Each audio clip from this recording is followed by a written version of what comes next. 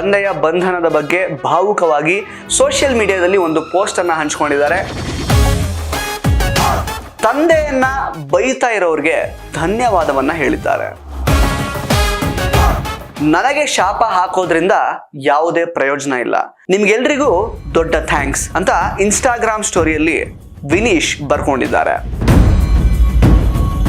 ದರ್ಶನ್ ಅವರ ತಾಯಿ ಯಾವುದೇ ಮಾಧ್ಯಮಗಳ ಮುಂದೆ ಅಭಿಪ್ರಾಯವನ್ನ ವ್ಯಕ್ತಪಡಿಸದೇನೆ ಮೌನಕ್ಕೆ ಜಾರಿ ಬಿಟ್ಟಿದ್ದಾರೆ. ನಮಸ್ಕಾರ ಸ್ನೇಹಿತರೆ, ನ್ಯಾಷನಲ್ ಟಿವಿಯ ವಿಶೇಷ ಸೆಗ್ಮೆಂಟಿಗೆ ಸ್ವಾಗತ. ನಾನು ಸುಜಯರಾಜ್. ಸ್ನೇಹಿತರೆ, ಚಿತ್ರದುರ್ಗ ಮೂಲದ ರೇಣುಕಾ ಸ್ವಾಮಿ ಕೊಲೆ ಪ್ರಕರಣದಲ್ಲಿ ಅರೆಸ್ಟ್ ಆಗಿರುವ ಚಾಲೆಂಜಿಂಗ್ ಸ್ಟಾರ್ ನಟ ದರ್ಶನ್ ಸದ್ಯಕ್ಕೆ ಪೊಲೀಸ್ ಕಸ್ಟಡಿಯಲ್ಲಿದ್ದಾರೆ.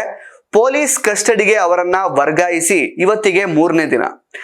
ವಿಚಾರಣೆ ತ್ವರಿತಗತಿಯಲ್ಲಿ ನಡೀತಾ ಇದೆ.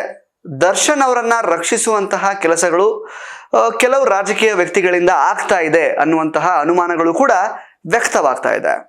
ಇಂತಹ ಸಂದರ್ಭದಲ್ಲೇ ದರ್ಶನ್ ಕುಟುಂಬಕ್ಕೆ ಒಟ್ಟಾರೆಯಾಗಿ ಆಗ್ತಾ ಇರುವಂತಹ ಬೆಳವಣಿಗೆಗಳಿಂದ ನೋವು, ಮಾನಸಿಕ ಹಿಂಸೆ ಇದೆಲ್ಲವೂ ಅವರನ್ನ ಬಹಳವಾಗಿ ಕಾಡ್ತಾ ಇದೆ.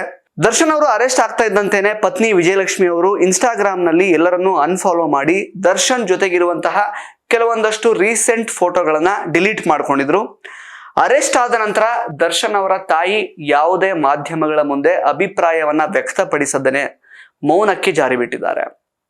ಸೊ ಇಂಥ ಸಮಯದಲ್ಲೇ ದರ್ಶನ್ ಅವರ ಮಗ 15 ವರ್ಷದ ವಿನೀಶ್ ತಂದೆಯ ಬಂಧನದ ಬಗ್ಗೆ ಭಾವುಕವಾಗಿ ಸೋಷಿಯಲ್ ಮೀಡಿಯಾದಲ್ಲಿ ಒಂದು ಪೋಸ್ಟ್ ಅನ್ನ ಹಂಚಿಕೊಂಡಿದ್ದಾರೆ.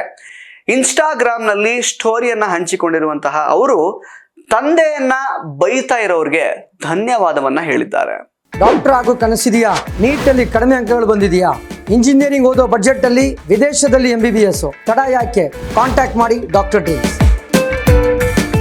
ನನ್ನ ತಂದೆ ಬಗ್ಗೆ ಕೆಟ್ಟ ಕಾಮೆಂಟ್ಸ್ ಹಾಗೂ ಅಸಭ್ಯ ಭಾಷೆಯಲ್ಲಿ ನಿಂದಿಸ್ತಾ ಇರೋರಿಗೆ ಥ್ಯಾಂಕ್ ಯು. ನನಗೆ ಈಗ 15 ವರ್ಷ. ನನಗೂ ಮನಸ್ಸಿದೆ.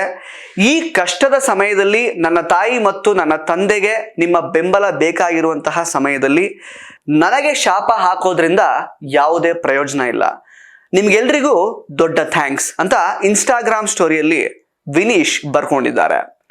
ಸೊ ಈ ರೀತಿ ತಂದೆ ಮಾಡಿದ್ದಾರೆ ಎನ್ನಲಾಗ್ತಾ ಇರುವಂತಹ ತಪ್ಪಿಗೆ ಈಗ ಮಗ ನೋವು ಮತ್ತು ಅವಮಾನವನ್ನ ಅನುಭವಿಸ್ತಾ ಇದ್ದಾರೆ.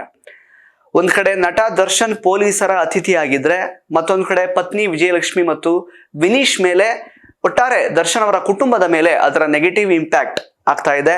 ಅದು ಆಗೋದು ಸಹಜ ಕೂಡ. ಸದ್ಯಕ್ಕೆ ವಿನೀಶ್ ಅವರ ಈ ಒಂದು ಇನ್ಸ್ಟಾಗ್ರಾಮ್ ಸ್ಟೋರಿ ಭಾರಿ ವೈರಲ್ ಆಗ್ತಾ ಇದೆ. ದರ್ಶನ್ ಅಭಿಮಾನಿಗಳು ವಿನೀಶ್ಗೆ ಧೈರ್ಯ ಹೇಳುವಂತಹ ಪ್ರಯತ್ನವನ್ನ ಮಾಡ್ತಾ ಇದ್ದಾರೆ. ಹಾಗೆ ಸ್ನೇಹಿತರೆ, ಇತ್ತೀಚೆಗೆ ಈ ಒಂದು ಪ್ರಕರಣದಲ್ಲಿ ಆಗ್ತಾ ಇರುವಂತಹ ಒಂದು ರೀಸೆಂಟ್ ಡೆವಲಪ್ಮೆಂಟ್ ಏನು ಅಂತಂದ್ರೆ, 8ನೇ ಆರೋಪಿ ಚಿತ್ರದುರ್ಗದ ರವಿ ಅವರು ಇವಾಗ ಚಿತ್ರದುರ್ಗದ DYSP ಎದುರುಗಡೆ ತಾವೇ ಶರಣಾಗತರಾಗಿದ್ದಾರೆ. ಈ ವ್ಯಕ್ತಿನೇ ಆಕ್ಚುಲಿ ರೇಣುಕಾ ಸ್ವಾಮಿಯನ್ನ ಚಿತ್ರದುರ್ಗದಿಂದ ಕಿಡ್ನಾಪ್ ಮಾಡಿದ್ದು.